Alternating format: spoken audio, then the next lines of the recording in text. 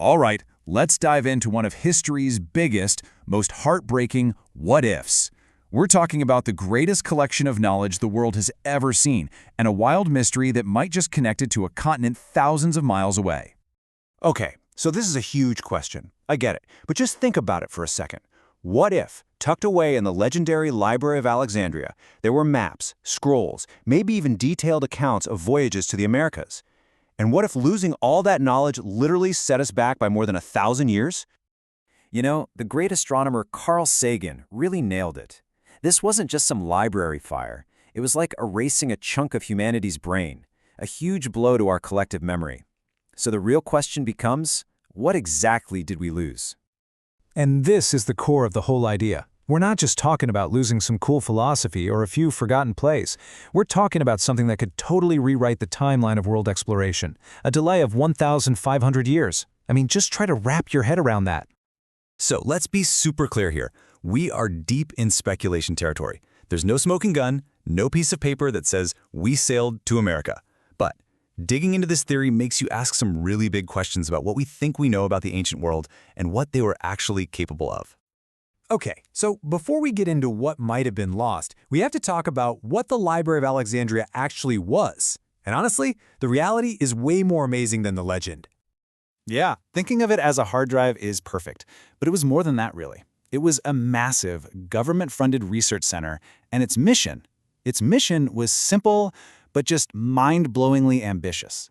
Get a copy of every single book on every single subject from everywhere in the world and put it all in one place. And the crazy part is they got so close to doing it. At its peak, estimates say the library held something like 500,000 papyrus scrolls. Think about that. Each one was a unique piece of the human story. 500,000 windows into the ancient world. Just gone. Slammed shut forever. And it wasn't just one type of knowledge. Oh no, you had Greek philosophy right next to Egyptian medicine, Babylonian astronomy. I mean, they had a rule.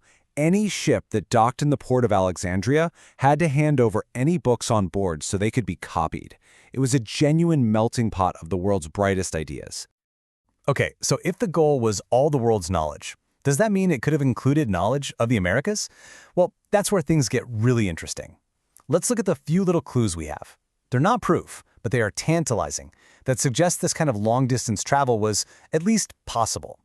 This timeline is super important for context. Look at that first date. Way back in 600 BCE, the historian Herodotus wrote that Phoenician sailors sailed all the way around Africa.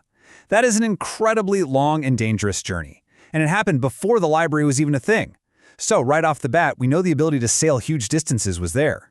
So let's look at these clues. First, you've got the main penny. It's a Viking coin found in America. It proves pre-Columbian contact happened, period. Then there's the really controversial stuff. Scientists found traces of nicotine and cocaine, plants only from the Americas, in ancient Egyptian mummies. Now, people debate this one a lot, but it hints at a possible trade link. And then, like we just said, you have Herodotus' account of sailing around Africa. Put it all together, and you see that the capability, and maybe even a reason for such a voyage, could have existed. But hold on, there's another huge piece to this puzzle.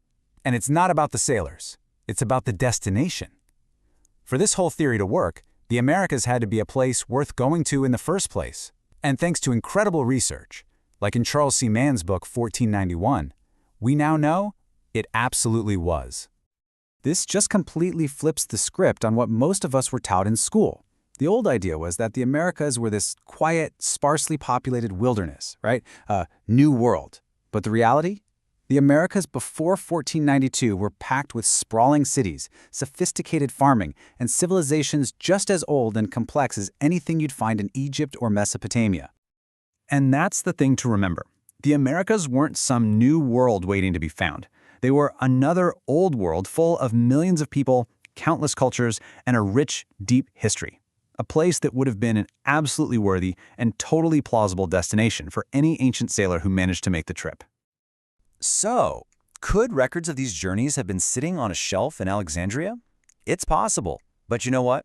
Whether they were or not, that actually brings us to the real, deeper tragedy of losing the library.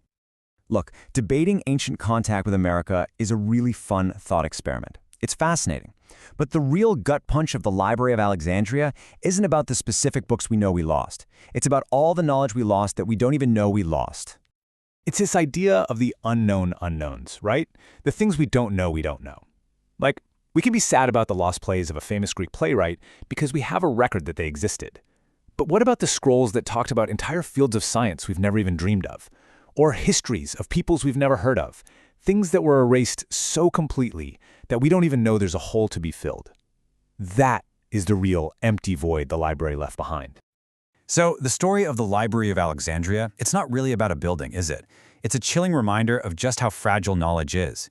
And it makes you wonder, what other worlds, what other incredible ideas, what other whole chapters of our own human story are out there that we're not just missing, but that we are completely, totally unaware ever even existed?